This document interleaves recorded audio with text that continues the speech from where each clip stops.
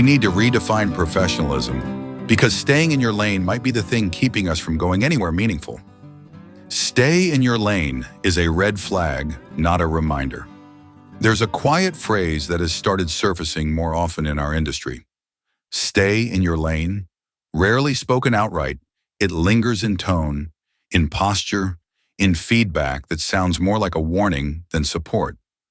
On the surface, it suggests order. In practice, it encourages silence. But what if we redefine professionalism? What's often labeled as being professional has less to do with doing the job well and more to do with not making anyone uncomfortable. That's not structure, that's performance. Professional becomes a code word for palatable. It implies being calm, agreeable, and easy to manage. But when everyone is busy shrinking themselves, creativity fades, and real collaboration becomes harder to reach. Challengers are branded as difficult.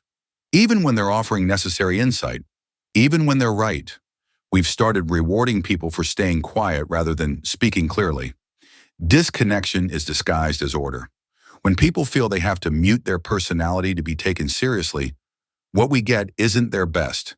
It's their most acceptable version. If we want creative, agile teams, we need to stop asking people to stay in their lane and start questioning who built the road in the first place. Who gets to be professional?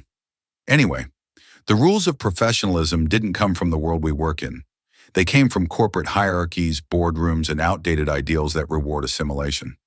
When we talk about who fits into those rules, the answer too often centers around who's already comfortable in them. The word professional is subjective. Worse, it's biased. Research backs this up. Professionalism often hides bias, centering white and Western norms over actual competence. Professionalism favors the dominant culture. Those who speak with the expected cadence, dress a certain way, and behave predictably are often assumed to be more capable, even when their work says otherwise. It punishes emotional range. Emotions are labeled unprofessional more often when expressed by women, people of color, and LGBTQ+ team members. The same fire celebrated in some is policed in others. Fit becomes a gatekeeping tool. Teams start choosing based on who feels familiar, not who brings a fresh perspective. That's not cohesion, that's creative stagnation. If professionalism requires some of us to pretend while others get to show up as they are, then maybe the problem isn't the people, it's the definition. Rough edges, real leadership. There's a misconception that great leadership needs polish. The person who commands the room must do so with poise, perfect tone, and a cleaned-up persona. But the best leaders I've worked with weren't always neat. They were honest, direct, and deeply committed. Leadership isn't a look, it's a presence. Great leaders don't hide their edges. They show up as themselves, sometimes passionate, sometimes frustrated, always real. That kind of clarity creates room for others to do the same. Authenticity builds trust. Teams don't need perfection. They need consistency, fairness, and someone who isn't afraid to speak plainly when it matters. Surface doesn't equal strength. Wearing jeans doesn't mean you're unprepared. Swearing doesn't make you careless. The work is what speaks. We don't need more polished masks. We need leadership that can stand in truth and still keep the train on the tracks.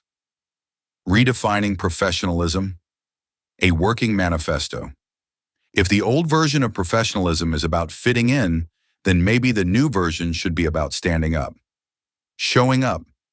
Taking care with your words, yes, but also with your people. Making things work, not just making them smooth. Here's a version of professionalism that might actually support the work we do. Presence over performance. Pay attention. Know your room. Be here for the team, not the applause. Clarity with care. Say what you mean. Set boundaries without shutting people out. Accountability isn't about being harsh. It's about being honest and human. Consistency over control. What makes a leader reliable isn't their restraint. It's their ability to stay rooted in values, especially when the pressure is high. Let's redefine professionalism, not by how well someone disappears into the background, but by how effectively they support the work and the people doing it. Let's build rooms where we don't have to disappear to belong. Imagine a space where showing up fully, emotionally, culturally, creatively, wasn't something to hide or apologize for, where the standard wasn't to blend in, but to contribute, to expand the conversation, to challenge respectfully and lead courageously. That's not idealism. That's what happens when we build teams based on trust and shared purpose, not image. Psychological safety drives real results. When people can bring their full selves to the table, they collaborate more openly and recover more quickly when things go sideways. Belonging isn't a bonus. It's the foundation of good work. When people feel like they don't have to mask, they give more, learn more, and stay longer. Culture starts with one person choosing differently. One leader showing up with presence, not polish. One person speaking clearly instead of cautiously. That's all it takes to shift a room. Let's stop asking people to earn their seat by erasing themselves. Let's lead from a place that makes space for truth, nuance, and the kind of professionalism that's measured not by appearance, but by impact.